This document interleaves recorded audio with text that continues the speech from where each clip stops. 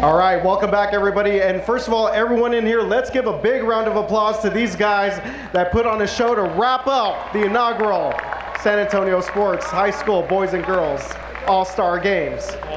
Yeah, joining me now is Coach Hurst here. Coach, unfortunately, did not go the way that you wanted in the end, but still, good time out here with these guys. Oh, it was a great time. We were so lucky. We had Team Black had so many great guys. They came from great programs, obviously great families and great communities. We couldn't be any luckier than to come out and work with a group of guys like that. All right, Coach, and what was it like for you guys to see this turnout out here? We got friends, families, people that obviously are close to these guys, obviously people that maybe taught these guys, coached with them. What's it like for you to see this turnout? Well, it's incredible, and for this to be the inaugural event, first time it's been done for basketball, has been fantastic. So many great players. And the turnout, the support for all of these young men has just been tremendous. Again, we feel so fortunate just to be a small part of it. Congratulations to all of these men and all of their families. All right, Coach Hurst, thank you very much. Another round of applause for Coach Hurst, giving up his time. Reagan High School right here, representing the Team Black here. Okay, moving on here. We are now about to welcome the President and CEO of San Antonio Sports. She's right here. She's a legend in her own right, everybody.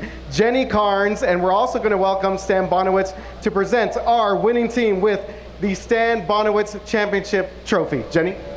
Thank you, RJ. Congratulations to all of our athletes. What an outstanding display of talent. You are all our all-stars, and we are thrilled to wrap up this day. 4 amazing games for the inaugural San Antonio Sports All-Star Basketball Game. Thank you to our fans for coming out. I know it's a late night for Sunday, but we're so glad that you're here. On behalf of our team at San Antonio Sports, our mission is to transform this community through the power of sport. This is our 40th anniversary, and I can't think of a better way to celebrate this year than kicking off All-Star Basketball.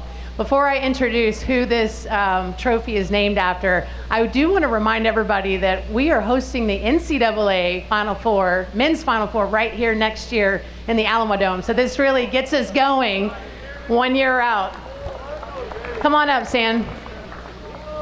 We've had 3 amazing coaches that we named our trophies after throughout this day. Our final trophy for the boys 5A, 6A game is named after the great, the legendary Stan Bonowitz, East Central great coach, 708 wins in his 37-year career, 1 state championship in 1995, and a San Antonio Sports Hall of Famer.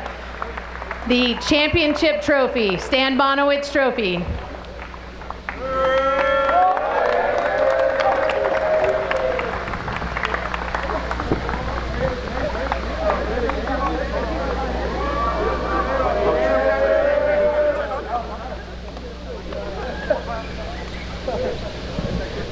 All right, that's a nice piece of hardware right there. Congratulations to Team Gold getting this done.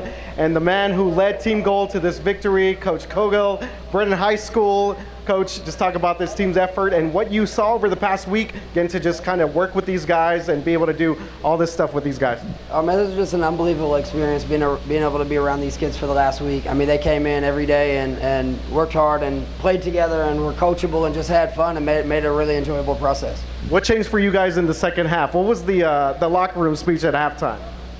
It would just be confident, play hard, play fast, be confident, share the ball, play the right way. I mean, I think we just came out a little nervous in the first half, but once we found our legs, we played really well from there.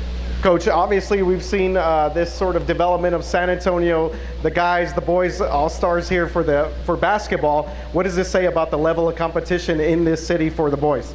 Us, everything. I mean, these kids came out from great programs, great families, played hard. I mean, made shots, played fast, just understood how to play, and to come out and, I mean, no NBA All-Star game, right? They came out and competed on both ends. That was awesome to see.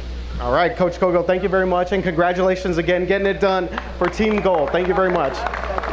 All right, guys, we are now going to award our player of the game. It is the Impact Player of the Game, and of course here, wondering who it was. Who do you guys think it was? There we go. You guys got it right. It is the pride of the West Side right here. John J. Mustang, Elijah Baldwin. Here you go, Elijah. Come over here, man.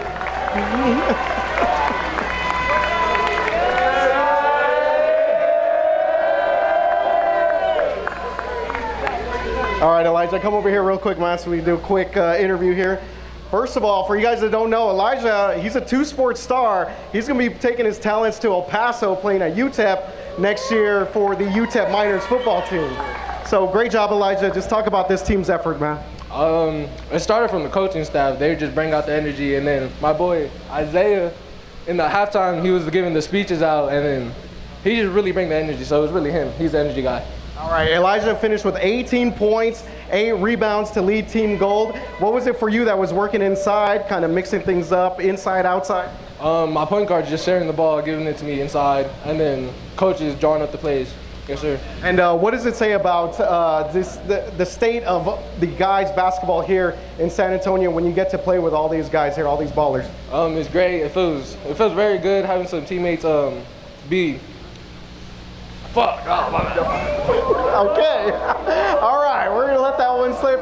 Guys, thanks again. Say congratulations to Elijah Baldwin getting it done here for John Jay High School. Congratulations. He's our team impact player of the game for Team Gold, getting it done out here, guys. Congrats.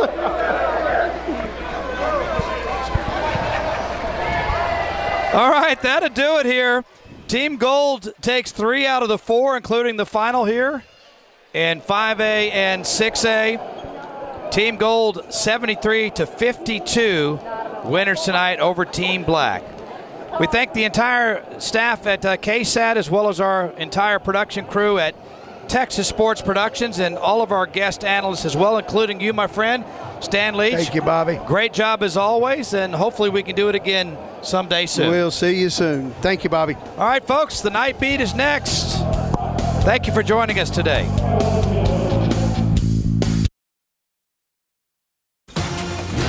Live from KSAT 12.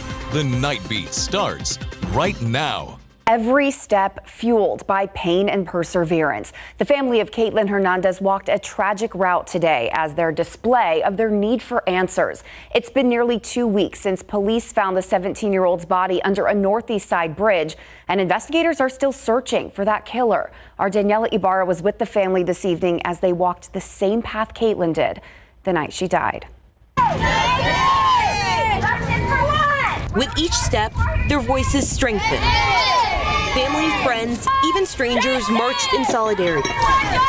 They're taking the same steps Caitlin Hernandez did the night she died. She was somebody who was special. On March 12th, the 17-year-old went out for a walk with a friend in this Northeast Side neighborhood. Hours later, police found her body naked and strangled. If it can happen to Caitlin, it can happen to anyone. And we don't want anyone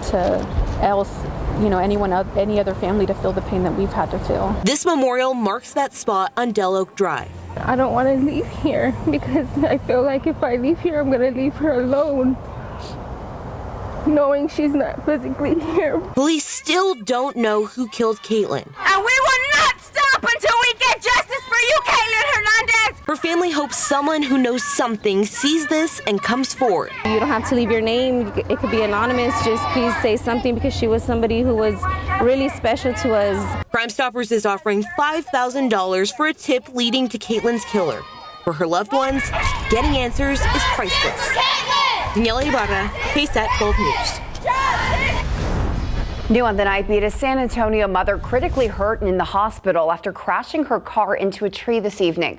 Her daughter was in the car, but walked away with only minor injuries. It happened just before 6 at the intersection of Floyd Curl and Hamilton Wolf on the northwest side. Witnesses told first responders the woman was racing another car moments before crashing, but investigators are still looking into that claim. Authorities have not found the other car that may have been involved. Family and friends of Mauro Mendoza Santos came together this evening to remember the 63-year-old man who died trying to help a stranger. He was killed Thursday night on the side of 281 near Hildebrand, where he had pulled over during a storm to help a stranded driver change a tire. He was hit by an incoming car and killed. San Antonio police say the crash was accidental and no charges are expected to be filed. Pope Francis blessed the palm fronds and olive branches during today's Palm Sunday Mass at St. Peter's Square, but decided at the last minute to skip reading the homily. It was replaced with a moment of silence and prayer. Despite skipping the homily, Pope Francis did publicly denounce the recent terrorist attack in Russia after Mass ended. The 87-year-old has dealt with increasingly bad health over the last few years, especially this past winter. The Vatican reports he's battled what is being described as a case of the flu, bronchitis, or a cold off and on for months now.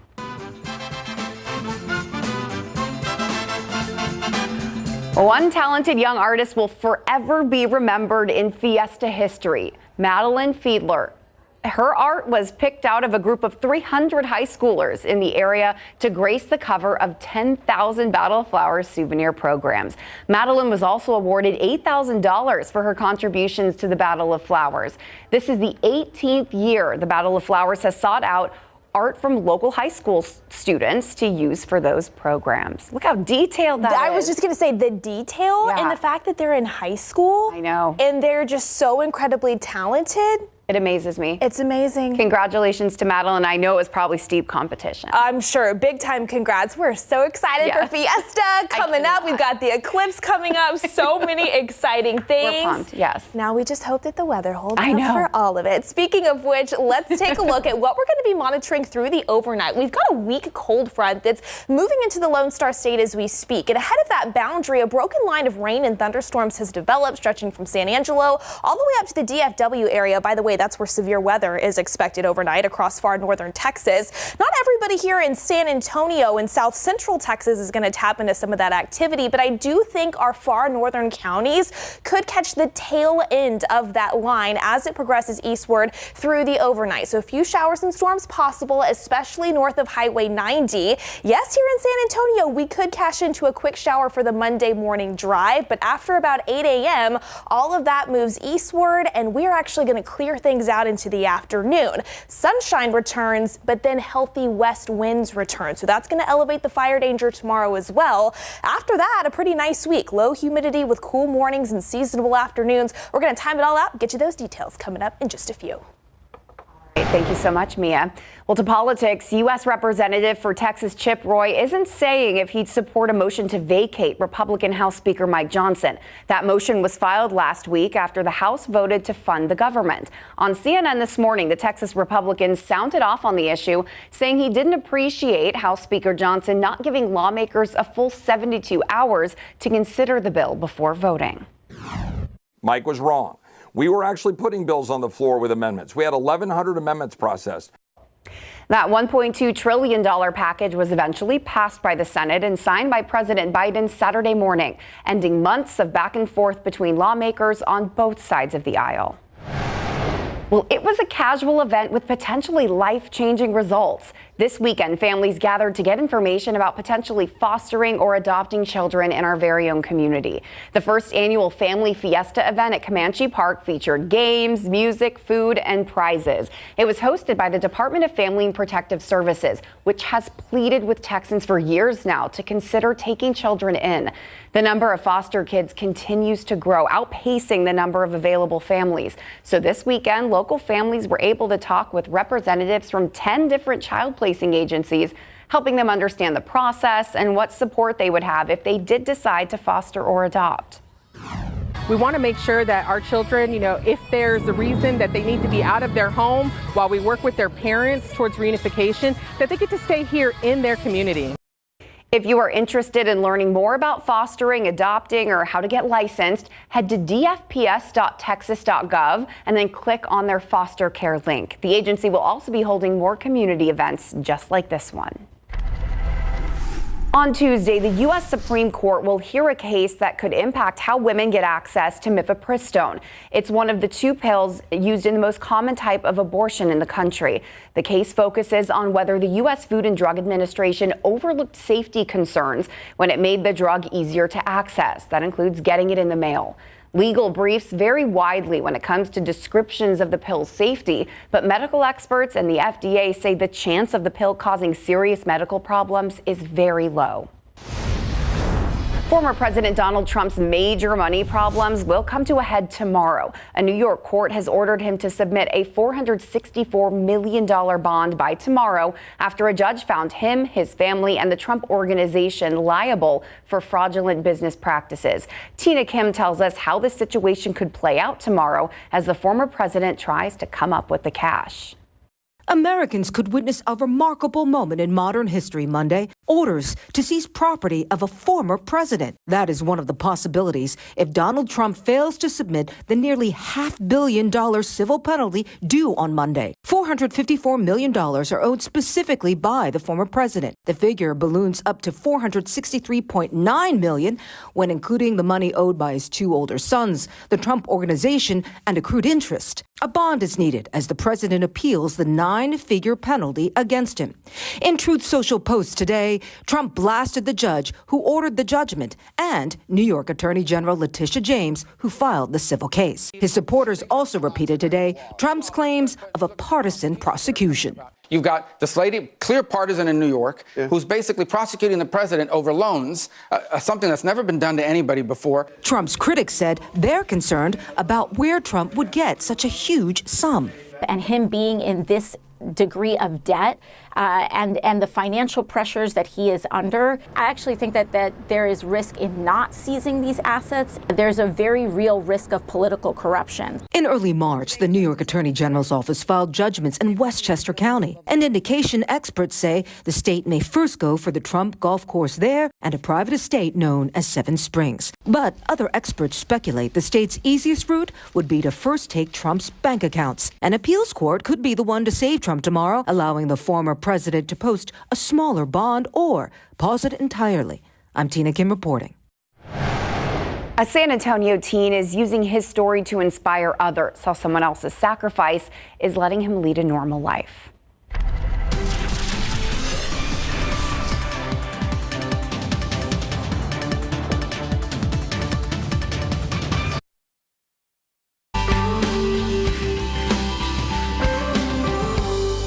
A San Antonio teen is using his personal health struggle to help save someone else's life. Zach Baza was just 6 months old when he had a transplant surgery. He received a small intestine, pancreas, and liver after his organs failed. Now he's 16 years old. He loves to read, swim. These are things he gets to do thanks to another family's sacrifice. It's a blessing, basically. And it sounds unreal, but it's just that I'm grateful to have what I have. Organ donation is a personal and very important decision. So this Wednesday, we're hosting a whole town hall to help you get all the facts. We'll talk about the importance of organ donation and the challenges and misconceptions that surround it. So for weeks, we told you about a San Antonio doctor determined to reach new heights. And just last week, she did that. Dr. Kelly Hitchman is back in her lab at University Hospital days after reaching the summit of Mount Kilimanjaro. She climbed for a cause to raise awareness about organ donation. She herself donated one of her kidneys to a stranger years ago, and she wanted to show that donors can live without limits. She told us all about her trip and the changes she hopes will come from it. You can hear from her right now on our website, KSAT.com. Well, today was a very special day at SeaWorld. Over 1,000 children with cancer, their families, and even their medical staff spent the day there to forget their challenges and just have some fun. They spent the day riding rides, learning about animals, and enjoying a picnic. This is the Hope Hits Harder Cancer Foundation's 4th annual trip to SeaWorld. The founder, Tommy T-Bone Bounds, created the organization in honor of his wife, Jana, a hardworking advocate who lost her 24-year battle with cancer. And say there's hope in everything you do, and there's other people that care for you. And what a way to celebrate my wife's life is by having the Jana Bonetta Day at SeaWorld. He says it's important that these children get to have a blast alongside other kids fighting the same fight. The organization wants them to know the community has not and will not ever forget about them. Well, a major cross-country storm hammering the heartland with blizzard conditions. It's expected to last through Tuesday morning. ABC's Allison Cossack tells us what the millions of people in the impact zone are facing. A spring wallop across the country. 16 states from California to Michigan under winter alerts. We have winter storm warnings and the pink blizzard warnings and winter weather advisories pretty much all across Minnesota. The Twin Cities covered with snow and ice. It's almost April and we're going to get the pretty hefty snowstorms. It's pretty crazy. It's pretty crazy. Winter storm warnings for Minnesota and Wisconsin in effect through Tuesday. Wind gusts up to 50 miles per hour.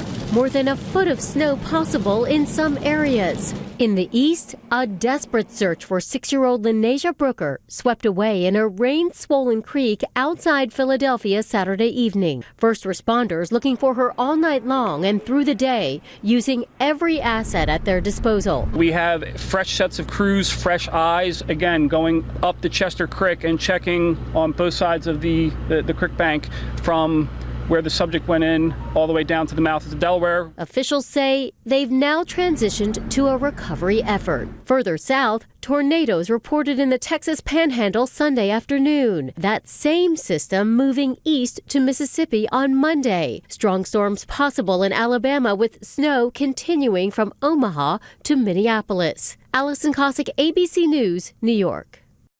Well, we're not expecting anything that severe, but we Right. did see when that moved through the country, that's the same system that It we're is. going to be affected by. Yes, it's Okay. just the very tail end of that, essentially, is what could bring us a small chance for a few showers to maybe a stray rumble of thunder first thing tomorrow morning. Now, I do want to manage expectations. Unfortunately, it is not going to be a widespread event, so not everybody, I know, not going to be a widespread event for South Central Texas, so not everybody is going to cash in on a shower first thing tomorrow, and even for those that do, it's likely not going to amount to very much when you go outside and you check your rain gauge, maybe a tenth or two at best. So we'll call it a 30% potential, mainly between the window of 4 to 8 a.m. first thing tomorrow morning to see just a few isolated showers to a stray storm move across our northern counties, mainly along and north of the Highway 90 corridor to kickstart our Monday. So let's time it out. Here's the big picture, what we were just looking at. This low pressure system that's tracking across the Central Plains this Sunday night has dropped a weak cold front into far western Texas. And ahead of that boundary, we've got this broken line of rain and thunderstorms that stretches from Kansas to Oklahoma and even here into the Lone Star State.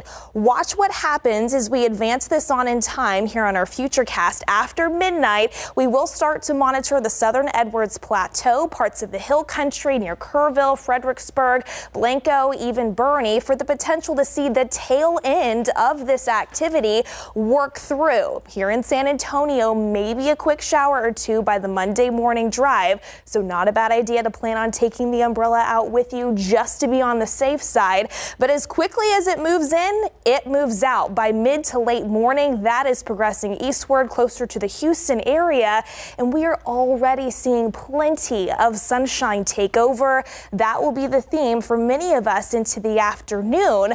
But by tomorrow afternoon, focus then shifts to the gusty west winds that are going to pick up in that front's wake. So gusty that we could see those wind gusts clocked in the 40 to even 45 mile per hour range at times. So before heading off to work tomorrow, not a bad idea to make sure that empty trash cans are brought in closer to the house, and any of those loose lawn items that you may have out and about, make sure those are secured, because it is going to be a gusty end to the day. What those winds are also doing for us, ushering in drier air. So as the humidity plummets into the afternoon, fire danger is expected to elevate, especially the farther west that you go, closer to the Rio Grande. So let's just go ahead and plan on avoiding any outdoor burning tomorrow. Let's keep those activities out of the itinerary. Here's what that looks like on your KSAT 12-hour forecast. Again, a 30% potential for a few showers to a stray storm closer to the San Antonio area first thing tomorrow morning. Temperature-wise, we're going to start off in the upper 50s, right around 60 degrees. But then by lunchtime plans, plenty of sunshine already. 73 degrees, the forecast temperature. And then even into the afternoon, with that drier air returning, mid to upper 70s are expected. So those temperatures will rebound pretty efficiently as we start to see those clearing skies. Now, after that, we've got a pretty nice week on tap. Take a look at your morning lows Tuesday, Wednesday, and into Thursday. a bit cool out there. Upper 40s, near 50, so slightly below average. Just a 10% chance for a stray shower on Wednesday. One of the reasons why that number is not higher is because the low humidity is going to stick with us through a good chunk of the upcoming week. So it will feel a bit better out there as well. Temperatures a little bit warmer, low 50s by Friday morning, near 60 degrees on Saturday as we start to see a bit more moisture return. And those afternoon highs do look to warm up a bit as we gear up for Easter Sunday, looking like low 80s with a little bit more of a muggy feel in store. That's definitely something to check back in on in the days ahead. By the way, we know today was a bit breezy. Coming up in the next half hour, we're going to take a look at those peak wind gusts, what they look like across the area. Again, that's coming up in just a few, Courtney. All right, nice and calm for Easter it looks like, so that's great. An instant replay, recap, and preview when we get back. All right, if you love basketball, this is the time of year for you. We have the NBA, March Madness for men and women, and for the first time, high school all-star basketball. Larry Ramirez has had an amazing yet exhausting day, but Larry, you're already gearing up for IR. I'll tell you what, so the sound of basketballs bouncing today served as my caffeine. Ringing in your ears. Absolutely, and I'm still going. The first ever San Antonio Sports All-Star basketball game is in the books, coming up tonight on a brand new edition of Instant Replay. And I'm not surprised that we're seeing good defense. Defense in an all-star game. How about that? And there's another steal. Can we get a dunk? Yes. Jeremiah Conaway from YMLA came up with that sweet steal and slam in the Class 4A, 1A, and private school all-star game today at Northside Sports Gym. 8 teams, 4 games, and a whole lot of fun. We'll have more coming up in the press box. They're hard to guard, hard to play, but it's a good challenge for us. We get to play them on Monday too, so we'll accept the challenge, and we like playing them. I like playing them, so it makes me better. The losses stink, but Blake Wesley is always happy to face a good team like the Phoenix Suns because Blake and the Spurs strive to be like the Suns and the other top teams in the league. The Spurs feel this is only going to make them get better. I just know that I need to get acclimated quickly, just be ready to come on. I knew that I was going to come on, just being ready, staying ready, and taking my opportunity when I get it. San Antonio FC beat Colorado Springs for their first win of the season as SCFC continues to dominate the Switchbacks. And one of the newest members of San Antonio FC had a goal and an assist in his club debut. Plus, considering the Spurs record, should they shut down Victor Wembanyama for the rest of the season? That's our poll question tonight. All that and more coming up on Instant Replay. And hey, if you're looking for the finale of the KSAT 12 3-point contest, because it didn't get to air today during the San Antonio Sports All-Star Game, we will post it for you online at KSAT.com. We were wondering. I know. We weren't there, so even Mia and I were on the edge of our seats. Well, go to KSAT.com later. We will. We will. You better post it. All right. Thank you, Larry. We'll be right back with more Nightbeat after this. It is not an easy fact to accept. You either already are or will likely become one of the millions of Texans who are caregivers for a sick or elderly family member. The focus often on the patient. The caregiver and their enormous tasks are rarely seen or acknowledged, forcing them into isolation, depression, and health deterioration. So what help do they need? What gaps in the system are holding them hostage? And what support can they access at any time? Solutionaries works to answer those questions. There was an overwhelming amount of emotions. We cried a lot that first year. We cried a lot. I had to retire my job of 34 years. Their loved ones' diseases, ages, and outcomes are different, but the words these caregivers use to describe their experiences are so similar. We've been married 46 years. Jim Calhoun's wife, Pam, was diagnosed with Alzheimer's 12 years ago. While she still interacts with people. Thank you. Red is my favorite. How did you know, Pam? Red is my favorite. But she cannot have full conversations. We're just eating Skittles. He felt alone, exhausted, and depressed until he reached out to the Alzheimer's Association, which led him to a support group. This past 6-7 months, I mean, it's been hell. I'm not gonna lie. They even gave him advice when he made the gut-wrenching decision to move his wife to a memory care center. It was really awful, but and I said I couldn't go through this. That's because he was advised to do his homework and visited 5 centers multiple times before choosing the landing at Stone Oak. And he says Pam is doing great there. Let me see. Is it good? The big issue he sees is with insurance coverage. We need insurance companies to allow us to pay for this type of care. For other dementia caregivers, even if they did have insurance, they're not really open to the idea of nursing homes. Mama, I love you. So then she says, I love you back. Night, okay? Minerva Longoria's 92-year-old mother, Minnie, was diagnosed with dementia 4 years ago. And when she looked for care facilities, she wasn't happy with what she saw. The short staff and also COVID going around, flu, it's also fear of the caregiving quality in the nursing homes. That's why she's thrilled to see House Bill 1673 just passed in Texas, which requires more training for residential center employees to improve the quality of care. In Texas, there are 1.5 million dementia caregivers that provide over $24 billion in unpaid care.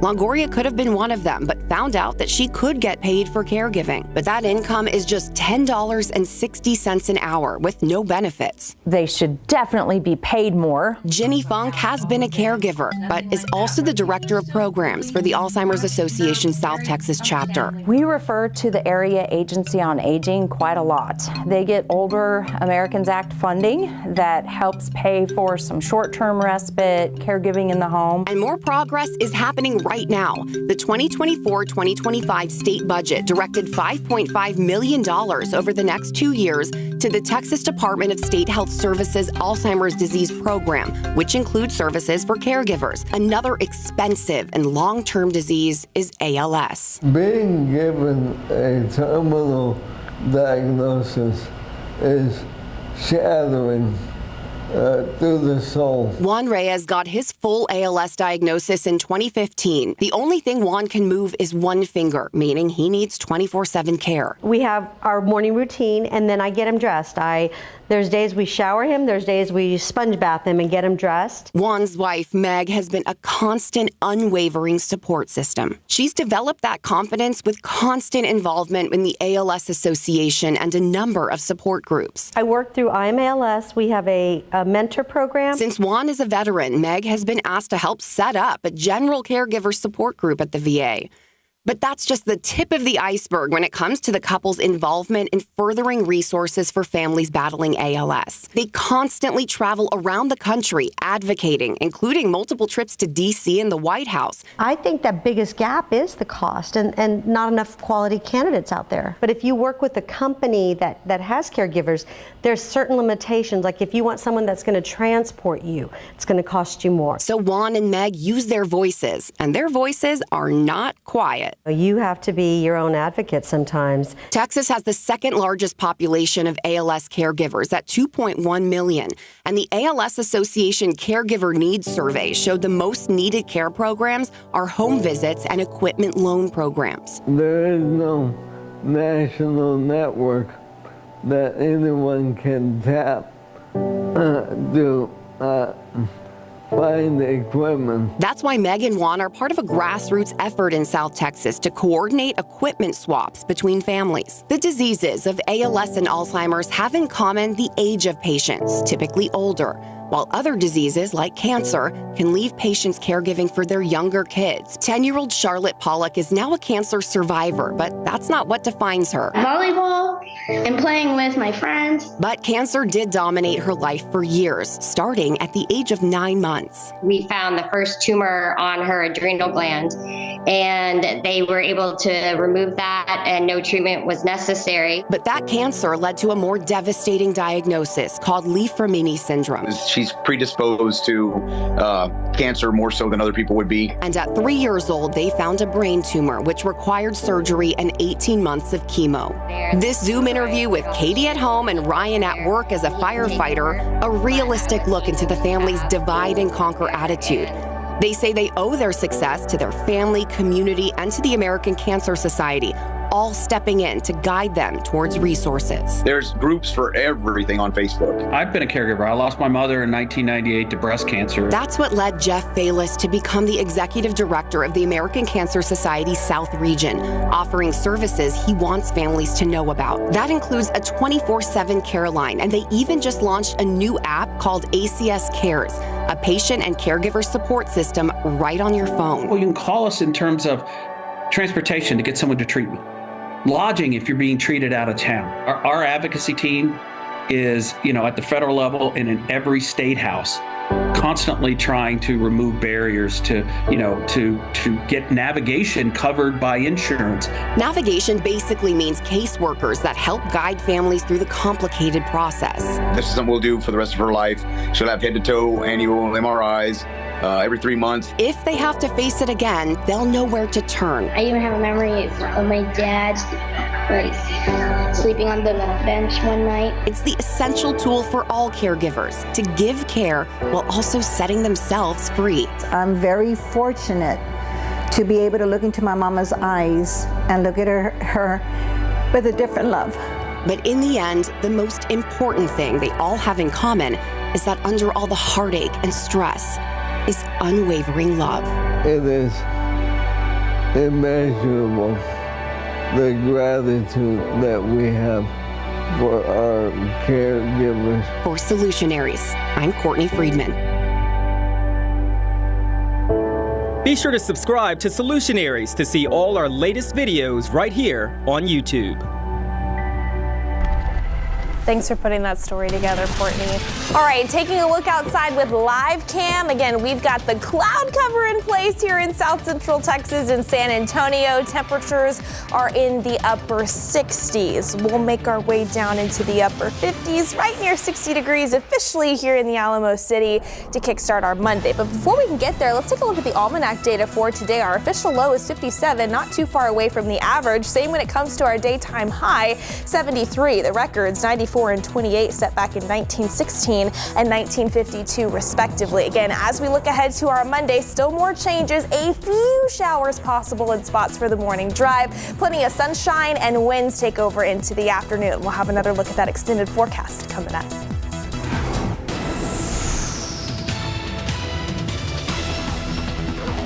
Leaves on trees, flowers blooming, telltale signs for spring cleaning. We've got some easy ways to simplify house chores so your home is ready for the season.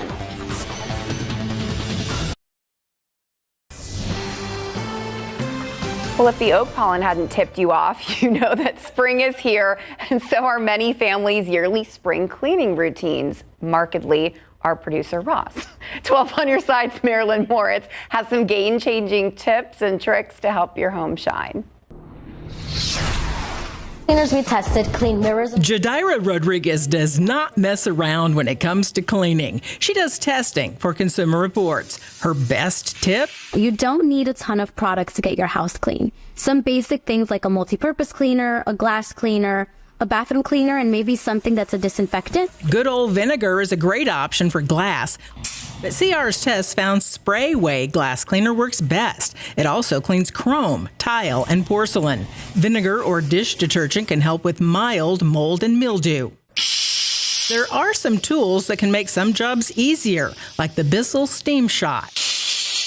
The Bissell Steam Shot is so satisfying to use. It cleaned up my bathroom grout really, really well. If you don't need to deep clean but have a lot of area to cover, she says a power scrubber like this battery-powered Leibine can keep things moving. To tackle dust and cobwebs in hard-to-reach places, use those vacuum attachments. You need a vacuum with good airflow. CR says this Kenmore pet-friendly vacuum delivers. Or check out a powerful hand vac like this Black & Decker, which comes with attachments for cleaning stair steps and those tight spaces. Take it room by room. You can do your bathroom today, bedrooms tomorrow, closets the day after that. It's much easier to work in small groups that way. Marilyn Moritz, KSAT 12 News. All right, welcome back. So yes, it was a little breezy out there today, and winds are going to pick up even more so as we head into our Monday. First, though, let's take a look at just how high those wind gusts were across South Central Texas earlier this afternoon. 28-mile-per-hour wind gusts, that was the max that we saw in the Alamo City.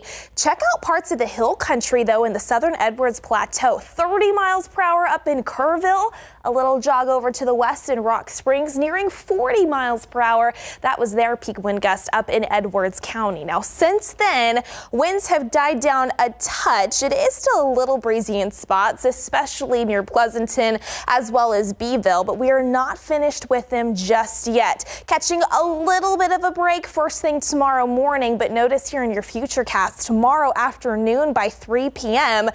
up to 40 to even 45 mile per hour wind gusts possible. So again, just something to keep in mind. Make sure those loose lawn items are secured before we start to see those winds subside just a bit more into your Monday evening and even more so Monday night.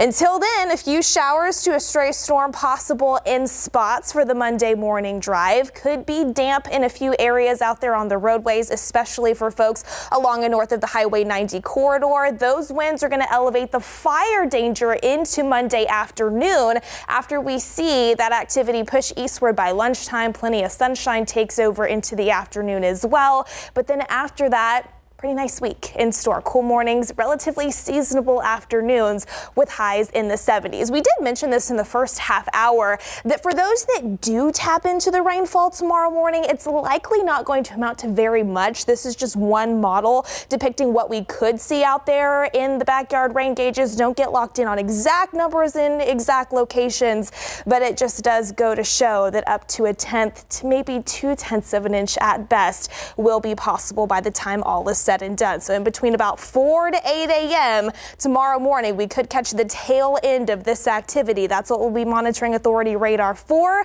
before plenty of sunshine takes over into the afternoon. Also mentioned that the humidity is going to take a hit.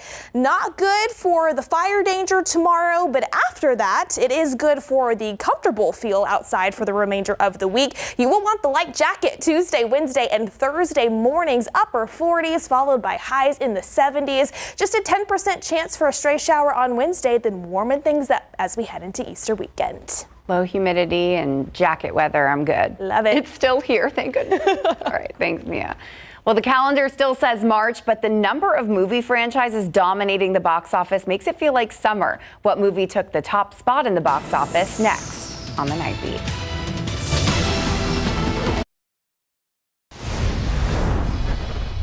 We sure about this? Arthur the King fell to 5th place on ticket sales of $4.4 million. Immaculate, starring Sydney Sweeney, debuted in 4th place, taking in $5.4 million. After 2 weekends on top, Kung Fu Panda 4 slipped to 3rd place, but $16.8 million gave it a domestic total of $133 million in 17 days. Here, we're equal, men and women alike. What we do for the benefit of all. Dune Part 2 spent its 3rd straight weekend in 2nd place, earning $17.6 million for a domestic total of $233 million. Phoebe Spangler, you stay inside this car. I have a ghost to bust. Ghostbusters Frozen Empire debuted number 1, collecting $45.2 million, slightly higher than the opening of its 2021 predecessor, Ghostbusters Afterlife. In Hollywood, I'm David Daniel. With 11 games left to play, the regular season is winding down for the San Antonio Spurs. And at the same time, the San Antonio Brahmas regular season is about to kick off. For a preview of what's on Instant Replay, let's check in with Larry Ramirez. Never a dull moment. And that means spring football is here. Yes. The 50-man regular season roster is set, and now the San Antonio Brahmas are ready to go, coming up tonight on Instant Replay. We're going to be the most explosive offense in this league, and that's fun. Wade Phillips will head up the San Antonio Brahmas this season. He will rely big time on the offensive genius of A.J. Smith. Smith has a great mind and knows how to get his offense to score points, so get your popcorn ready, Brahma fans. It came across me and my team, and I just couldn't say no. Like, it was a pro debut. It was the biggest stage, first Amazon Prime and PBC card. I was like super excited, so I said, yeah, just jump on it. Tonight, we will go inside the ring with San Antonio boxer Adrian Nieves, who's getting ready to make his pro debut in Sin City, where boxing legends are created, and you're going to love his nickname. Plus, we got your NCAA brackets, latest that is. And considering the Spurs record, should they shut down Victor Wembanyama for the rest of the season? That is our poll question tonight, coming up on Instant Replay. Ooh, that's a hard one. Oh, okay. That's a hard one. Go vote for us. Okay, I will. I always do, actually. Run off and vote. Okay, thanks, Larry. We'll be right back. Thank you so much for tuning in and joining us tonight. That's all of our time for now. Be sure to tune in to GMSA for all your latest overnight news. An exciting all-new instant replay starts right now.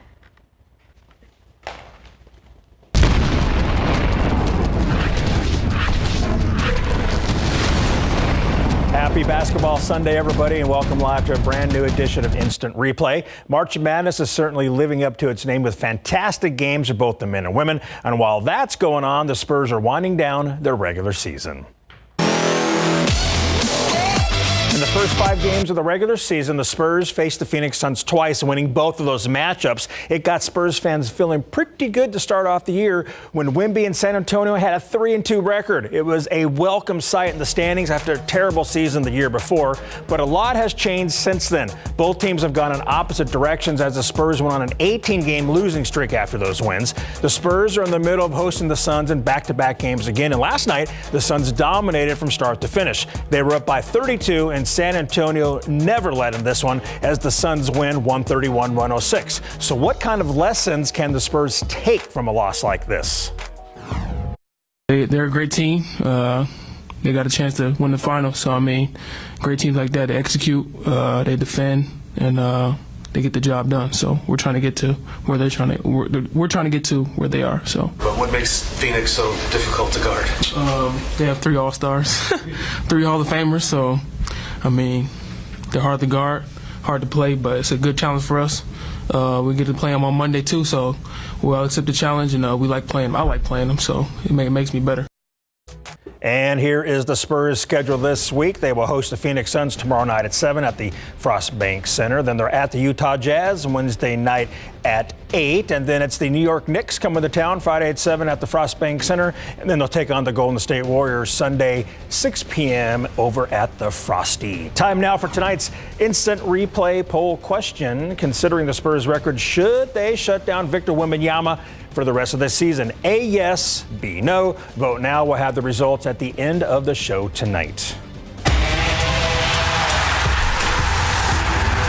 San Antonio FC got their first win of the season last night at Toyota Field. That's after they finished with 2 draws in their first 2 matches. The scoring finally happened in the 75th minute thanks to this goal from defender Lucas Silva. Then forward Hugo Mbongu added a goal of his own during stoppage time, and that's pretty impressive since he just got to San Antonio this past week. San Antonio wins 2-0 over Colorado Springs. SAFC has never lost to Colorado Springs and has shut them out 7 straight times at Toyota Field. After the match, we heard from the new players on getting their first win in the Alamo City. Yeah, I mean, it feels great. It's always, when you start a season, you want to get as many clean sheets as possible, and getting this first one, it just feels like a kind of a weight off my back. So it feels great. Now I just hope that we can keep building on this and get many, many more as the season goes on. How have you been feeling getting adjusted, playing with the new guys and coming into the team? It's been going well. I think just taking it one day at a time in training, just getting used to my teammates, getting used to Juan, getting used to Jorge, and I think we'll have a good season.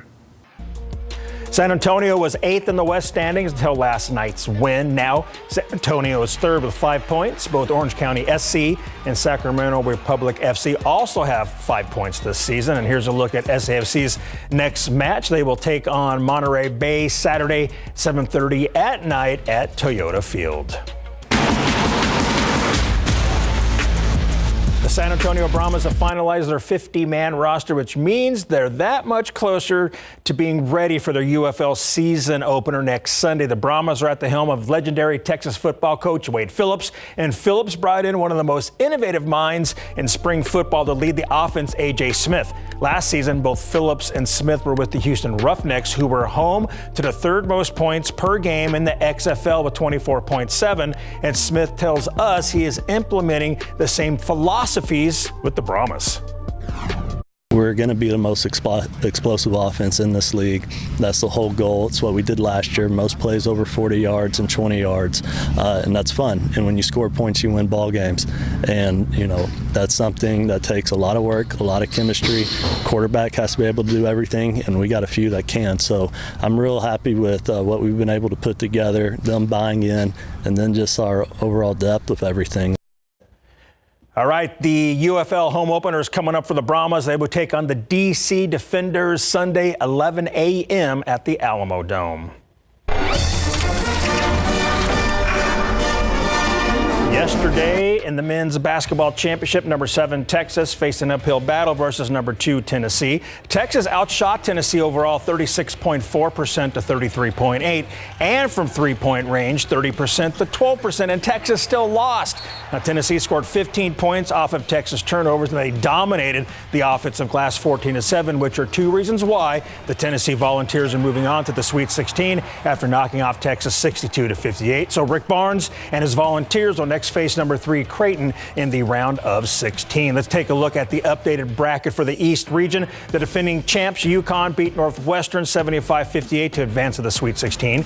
San Diego and Yale with the late night game this evening. San Diego State dominated that one. In the other half of the East bracket, Illinois took down Duquesne easily with an 89-63 beatdown of the Dukes, and the Iowa State Cyclones beat Washington State 67-56 to advance to the Sweet 16. Moving over in the West region, North Carolina Tar Heels were able to pull away late against Michigan State. Tom Izzo hasn't gotten past the Sweet 16 since 2019, and the Alabama Crimson Tide beat Grand Canyon thanks to 26 points from Mark Sears. In the bottom portion of the West region, Clemson took down the Baylor Bears 72-64, and the Arizona Wildcats were able to hold on to beat Dayton, advancing to the Sweet 16. Now for the Midwest and South regions and the rest of the day in the NCAA, here's Mary Rominger. Yes, starting with the Midwest region, top-seeded Purdue making a statement after going one and done last year. They destroy Utah 106-67. And Gonzaga beat Kansas yesterday, so it's Purdue and 5-seed Gonzaga with a trip to the Elite 8 on the line. And Creighton defeated Oregon in double OT yesterday, and Tennessee eliminated Texas, as you saw. So it's 2-seed Tennessee and 3-seed Creighton set to battle it out in the Sweet 16. 1, 2, 3, and 5 seeds still alive in the Midwest region. In the South region, an in-state showdown between 1-seed Houston and 9-seed Texas A&M. That game lived up to the hype. A&M hit a buzzer beater to force OT, but Houston proved to be victorious 100-95. So the Cougars will face Duke in the next round after Duke took care of business against JMU.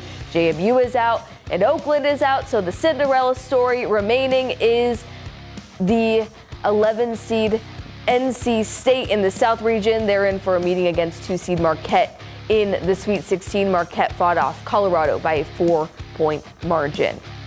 In the women's tournament, 7-seed Duke and 2-seed Ohio State Buckeyes. Cody McMahon took over early. McMahon had 12 points in a dominant first half for OSU, but it was all Duke in the second half. Reagan Richardson tied the game at 47, then helped Duke maintain the lead from there. Richardson tied her career high with 28 points as the Blue Devils get the upset win, 75-63, advancing to the Sweet 16. Another big matchup today, number 5 Baylor and 4-seeded Virginia Tech. This one was a slugfest the whole way through. Drive and kick out to Matilda Eck, the former Michigan State Spartan, finished with a team high 19 points. End of the third quarter, Jada Walker with a half-court heave, and she nails it. It would become a 1-point game with 3 seconds left. Virginia Tech inbounding down 3. The pass is over Eck's head as Baylor holds on to win it 75-72.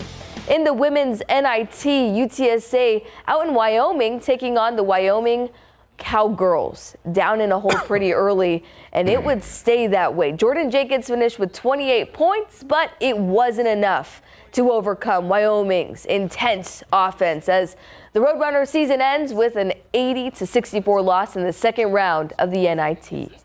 Thank you, Mary. It's been a long day for sports here at KSAT 12. Up next, a local fighter is making his pro debut in Sin City.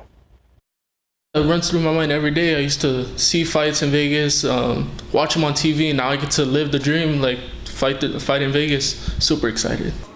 What a way to start her career under the bright lights of Las Vegas. After the break, we'll introduce you to 210 Toro as he begins his pro boxing career. And we'll recap the San Antonio Sports High School All-Star Games that aired live here on KSAT 12. And our latest Scholar Athlete of the Week is from Central Catholic High School. We have that and more as Instant Replay continues live and next.